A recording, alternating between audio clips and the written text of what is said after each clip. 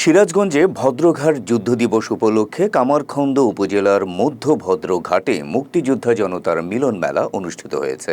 ২০ June বৃহস্পতিবার সকাল ১০টায় পলাশডাঙ্গা স্মৃতিসৌধ ও জাদুঘর মাঠ প্রাঙ্গণে এই আয়োজন সম্পন্ন হয়।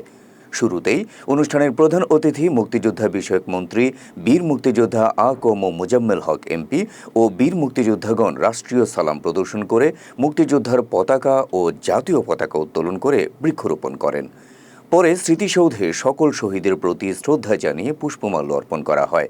পলাশডাঙ্গা যুব শিবিরের সর্বাধিনায়ক ও সিরাজগঞ্জ জেলা আওয়ামী লীগের সহসভাপতি বীর মুক্তিযোদ্ধা অ্যাডভোকেট বিমল কুমার দাসের সভাপতিত্বে অনুষ্ঠানের সম্মানিত অতিথি হিসেবে উপস্থিত ছিলেন সিরাজগঞ্জ ২ সদর ও কামারখন্দ আসনের সংসদ সদস্য ডক্টর জান্নাত আরা তালুকদার হেনরি ও সিরাজগঞ্জ ৪ উল্লাপাড়া আসনের সংসদ সদস্য শফিকুল ইসলাম শফি।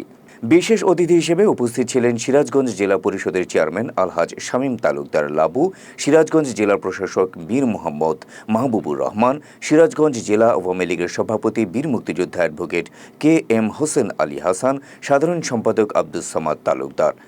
এছাড়া অনুষ্ঠানে সিরাজগঞ্জ জেলার সকল বীর মুক্তিযোদ্ধা ও অন্যান্য সংগঠনের কর্মকর্তা কর্মচারীবৃন্দ উপস্থিত ছিলেন।